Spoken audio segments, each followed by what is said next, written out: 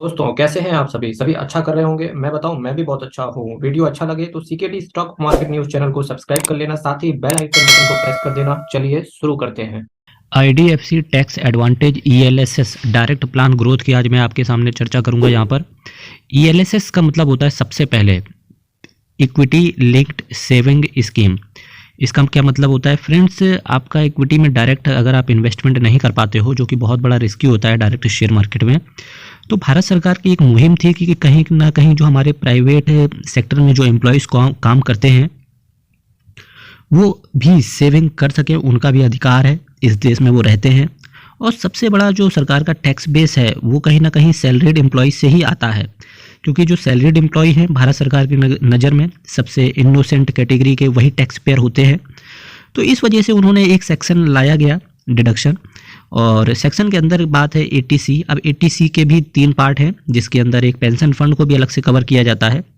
पर आज मैं बात करने जा रहा हूँ यहाँ पर एटीसी के अंदर जो 1,50,000 का एडिशनल डिडक्शन आपको दिया जाता है। ठीक है, अगर आप ईएलएसएस प्लान को चुनते हैं, ये डेफिनेटली, इससे पहले मैं आपको बताना चाहूँगा, इसका रिव्यू वही लोग देखें जिनका सैलरी कम से कम 50,000 रुपये से ऊपर हो, क्योंकि वही लोग टैक्स को बचाते हैं।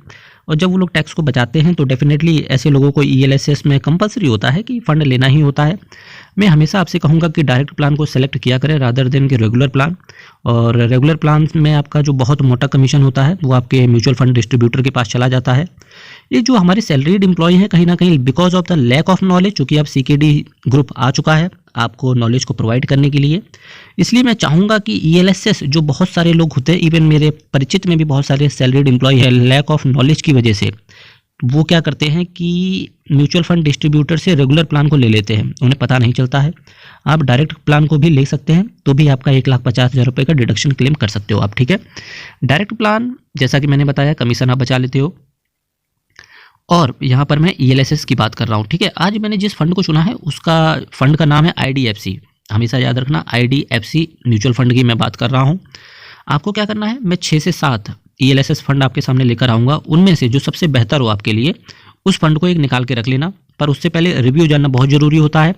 एनएवी की अगर मैं बात करूँ तो 113 रुपये की एनएवी है। एनएवी का मतलब होता है नेट एसेट वैल्यू। जैसे आप 1,000 रुपये का एसआईपी करते हैं तो क्या होगा, 1,000 डिवाइडेड बाई 113 इक्वल टू कर लेंगे, तो जितना भी आएगा उतने यूनिट आपको अलॉट कर दिए जाएंगे। ठीक है, तो यहाँ पर अगर मैं बात करूँ तो 3 साल में इस फंड ने 22.74% के CAGR के हिसाब से रिटर्न बना के दिया है। CAGR का मतलब होता है फ्रेंड्स जो चक्रवृद्धि ब्याज होता है, हर साल 22% के चक्रवृद्धि ब्याज से आपका पैसा बढ़ता रहेगा।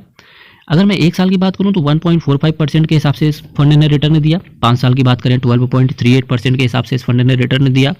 अगर मैं मैक्सिमम बात करूं तो इस फंड ने 17.58% के हिसाब से रिटर्न दिया। इस पार्ट से आपको क्या शिक्षा मिलती है मेरे मित्रों? इस पार्ट से आपको केवल एक चीज़ सीखना चाहिए, और दिख भी रहा है कि जितना आप बड़ी पारी खेलेंगे उतना अच्छा आपको रिटर्न देखने को मिलता है, जितना आप छोटा पारी खेलेंगे उतना आपको कम रिटर्न देखने को मिलता है। पर मेरे मित्र हमेशा याद रखना, कितना भी बेकार खिलाड़ी हो, अब खिलाड़ी को आपको रखना चाहिए, एक फ़ंड को, कितना भी बेकार फंड हो, अगर आप एक बड़ी पारी खेलते हैं तो डेफिनेटली आप अपनी टीम को भी जिता सकते हैं, आप अपनी फैमिली को जिता सकते हैं, आप अपने आप को भी शेयर मार्केट में एज अ इन्वेस्टर के तौर पे जिता सकते हैं।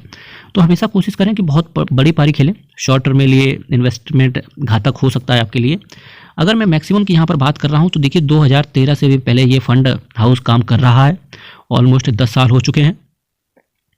तो जब इतना पुराना फंड हाउस है तो डेफिनेटली इस फंड के बारे में चर्चा करना बनता है, क्योंकि जब इतना पुराना फंड है, लोगों के बीच में और इन्वेस्टर्स के बीच में इस फंड से रिलेटेड ट्रस्ट है, तो डेफिनेटली आने वाले समय में ये फंड भी कुछ बड़ा कर सकता है। ईएलएसएस कैटेगरी में इसको 3 स्टार रेटिंग मिली है, और वैल्यू रिसर्च ने 4 स्टार रेटिंग दी है आउट ऑफ 5, जो कि बहुत डिसेंट वैल्यू है और बहुत सही वैल्यू है। आईडीएफसी टैक्स सेवर फंड और ईएलएसएस की मैं यहाँ पर बात कर रहा हूँ। एंड डिलिन जिरार्ड पॉल पिंटो जी की अगर मैं बात करूँ, बीकॉम प्लस इन्होंने पीजीडीएम किया है। एक्सपीरियंस इनका आप साइड में देख सकते हैं, काफ़ी अच्छा एक्सपीरियंस है। इसी के साथ साथ मैं आप सभी को कहना चाहूँगा मेरे मित्रों कि 1000 सब्सक्राइबर का मेरा यहाँ पर एक व्रत चल रहा है, और मैं यही चाहूँगा कि आप सभी लोग केवल इसी वीडियो को, हर इंसान सब्सक्राइब बटन पर टिक करके 1000 के पार, 1000 नामक जो एक बड़ी दीवार दिख रही है उसको तोड़ा जाए। तो अगर आप चैनल पर नए आ रहे हैं तो डेफिनेटली आप चैनल को सब्सक्राइब करें, बहुत मोटिवेशन मिलता है, और आपको ऐसा ही प्यारा कंटेंट आपको हमेशा मिलता रहेगा इस सीकेडी ग्रुप की तरफ से। वेरी हाई रिस्क आपका इस फंड में रहता है, क्योंकि mutual fund is subject to market risk and read all scheme से related documents carefully. Very high risk शायद इस वजह से भी लिखा जाता है क्योंकि आपका पैसा कहीं ना कहीं डायरेक्ट इक्विटी मार्केट में लगाया जाता है, जिसको आप नहीं लगाते हो, ये डिलिन पिंटो जी लगाएंगे। IDFC टैक्स एडवांटेज ELSS की कुछ और बातें करें तो 4025 करोड़ का स्कीम एसेट साइज है। अब जब मैं एसेट साइज की बात कर रहा हूँ, ये टोटल इसी फंड की मैं बात कर रहा हूँ। एक्सपेंस रेशियो मुझे थोड़ा सा भी महंगा लग रहा है। नेक्स्ट जो बाकी के जो मैं टैक्स सेवर फंड लेकर आऊँगा उनको कंपेयर करने के बाद ये कुछ चीज़ें आप कंपेयर करनी रहती हैं, तो आप कंपेयर करना। 0.74% का एक्सपेंस रेशियो है, कैश होल्ड करके चलते हैं 6.86% के हिसाब से। S&P BSE 500 total return index को इन्होंने टारगेट करा है। S&P BSE ये एक इंडेक्स होता है, इसके अंदर टोटल 500 शेयर्स होंगे, 500 में से कुछ इन्होंने चुने होंगे। कौन कौन से चुने हैं अभी नीचे चल के बात करेंगे। प्लान की बात करें तो ग्रोथ प्लान है फ्रेंड्स। एग्जिट लोड आपसे कोई नहीं लिया जाता है, नो चार्जेस ऑन विड्रॉवल, क्योंकि फ्रेंड्स कहीं ना कहीं आपको पता होगा ELSS फंड में लॉक इन पीरियड होता है और कुछ समय के लिए लॉक इन पीरियड होता है, तो आप इस चीज़ को भी ध्यान रखें। जो सेक्टर है financial, automobile, technology, cash holding, कुछ कैश होल्ड करके चलते हैं जिसकी चर्चा मैंने ऊपर कर चुका हूँ। Material, health care, capital goods, इसके साथ साथ energy services, metals and mining, chemicals. Metals and mining में अगर मैं बात करूँ, वेदांता बहुत ऊपर निकलने के लिए तैयार है, ऑलमोस्ट 400 के पार जाने के लिए तैयार है। नदिया के पार चलो, है ना, कौन सा गाना है वो, साजन मेरा उस पार है, तो आपको गाना चाहिए वेदांता मेरा 400 के पार है और मुझे ले जाने को तैयार है, तो आपकी नज़र वेदांता पर जरूर होनी चाहिए, ठीक है। और क्योंकि बहुत बड़ा डिविडेंड भी मिलता है। मेटल्स एंड माइनिंग, केमिकल्स में अगर मैं बात करूँ, सारे केमिकल सेक्टर पे आपकी नज़र होनी चाहिए, अच्छा रिटर्न आने वाले समय में दे सकता है। Consumer staples, construction, communication, insurance, consumer discretionary, ये कुछ सेक्टर हैं जहाँ पर ये पैसा आपका डालते हैं। अब उस सेक्टर को कौन कौन से शेयर्स कवर करते हैं, तो देखिए ICICI बैंक और कुछ अदर है, इसके साथ state bank of India, Infosys, HDFC bank. Almost her mutual fund ने HDFC बैंक को कवर किया ही है।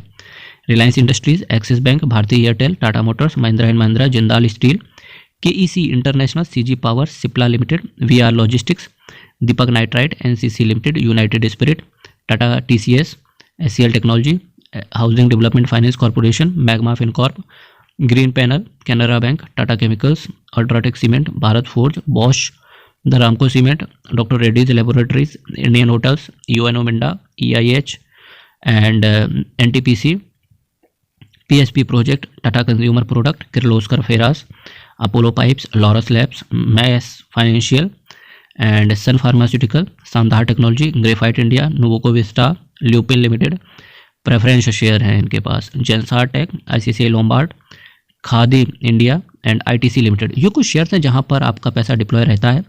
सारे शेयर्स आप देख रहे होंगे ऊपर से लगा के नीचे तक, अगर आप शेयर मार्केट को भी फॉलो करते हैं और अगर आप मेरे पास्ट में वीडियो जो म्यूचुअल फंड से रिलेटेड आते हैं अगर आपने उनको देखा होगा, तो मैं हर शेयर को भी कवर करता हूं। तो आज आपको एक्सपीरियंस आ गया होगा कि ये जो शेयर इन्होंने चुने हैं बहुत बहुत premium and blue chip share हैं, है ना, तो आपकी नज़र होनी चाहिए इस फंड के ऊपर। इसी के साथ साथ मैं अब यहाँ पर आपको 3 ऑल्टरनेट और प्रोवाइड करूँगा, जिनमें से है Parag Parikh tax saver fund direct plan growth. अभी जैसे जो मैं IDFC की बात कर रहा था, तो इसने 17% के समथिंग अबाउट रिटर्न आपको दिया है मैक्सिमम। पराग पारिक टैक्स सेवर फंड एक बहुत बेहतरीन फंड है, इसने मैक्सिमम रिटर्न 23% के हिसाब से रिटर्न दिया है, तो टॉप प्रायोरिटी आपकी यही होनी चाहिए। और quant tax plan direct growth की बात करेंगे तो इसने 21% के हिसाब से मैक्सिमम रिटर्न दिया है। मेरा ऐसे टैक्स सेवर फंड की बात करेंगे तो 19.26% के हिसाब से रिटर्न इसने भी दिया है आपको बना के। अब जिनके पास जो नए आना चाहते हैं तो ये 3 ऑल्टरनेट में से रख सकते हैं, पराग पारिक उनकी प्रायोरिटी होनी चाहिए। जो ऑलरेडी IDFC का ELSS, मेरे मित्रों ये क्या बोलते हैं, वो एक डायलॉग आता है ना कि कबीरा इस संसार में भांति भांति के लोग। IDFC टैक्स एडवांटेज ELSS है, वो क्या करें, बेच बाज के निकल लें क्या सब हरिद्वार, है ना। तो मेरे मित्रों हरिद्वार जाने की जरूरत नहीं है इसके लिए, आपको केवल क्या करना है, आप बने रहिए। वो भी एक बढ़िया IDFC भी एक बढ़िया फंड हाउस है, रिटर्न अच्छा आपको दे रहा है 17% के हिसाब से। 2-3% के लिए आप उधर छोड़ो इधर आओ करेंगे तो दिक्कत हो जाएगी, ठीक है। अगर आपको पसंद नहीं आ रहा है तो डेफिनेटली उसको आप वहीं छोड़ के इनमें से किसी एक फंड को आप चुन सकते हैं। उससे पहले रिव्यू जरूर देखिएगा, मैं लाने वाला हूँ इन डेप्थ एनालिसिस। इन तीनों म्यूचुअल फंड को मैं कवर करूंगा ELSS कैटेगरी में। 4025 करोड़ का एसेट अंडर मैनेजमेंट है, ELSS कैटेगरी है और ये लॉक इन पीरियड रहता है इसमें, आप सभी को ये चीज़ पता होगी। IDFC म्यूचुअल फंड की अगर मैं बात करूंगा 1,15,903 करोड़ का एसेट अंडर मैनेजमेंट है, बहुत बड़ा ये भी एक फंड हाउस है, पर टॉप 10 की कैटेगरी में नहीं आता है ये। 148 स्कीम को टोटल ये मैनेज करते हैं, जिसकी वजह से पता चलता है कि एक काफ़ी स्टेबल रिटर्न ये फंड भी देता है। तो मेरे मित्रों, आज की कथा यहीं पर समाप्त होती है। वीडियो आपको कैसा लगा, कमेंट बॉक्स आपके लिए खुला है। अपनी समस्याओं को कमेंट बॉक्स में जरूर टाइप करें। चैनल अभी तक सब्सक्राइब नहीं किया मेरे मित्रों तो आपको डेफिनेटली करना चाहिए, क्योंकि आपकी बदौलत ही 1000 सब्सक्राइबर नामक दीवार टूटेगी। और मेरा मानना है आप इस वीडियो के माध्यम से ही तोड़ दोगे। तो हर इंसान सब्सक्राइब कर दें, सिर्फ एक सब्सक्राइबर चाहिए हर हमारे व्यूवर से। तो बहुत बहुत धन्यवाद। जय हिंद मेरे दोस्तों। माता लक्ष्मी और बाबा भोलेनाथ की कृपा आपके fund, mutual fund and equity fund पर बनी रहे। ऐसे ही आपका फंड ग्रो करता रहे, मेरा सब्सक्राइबर ग्रो होता रहे। बहुत बहुत धन्यवाद।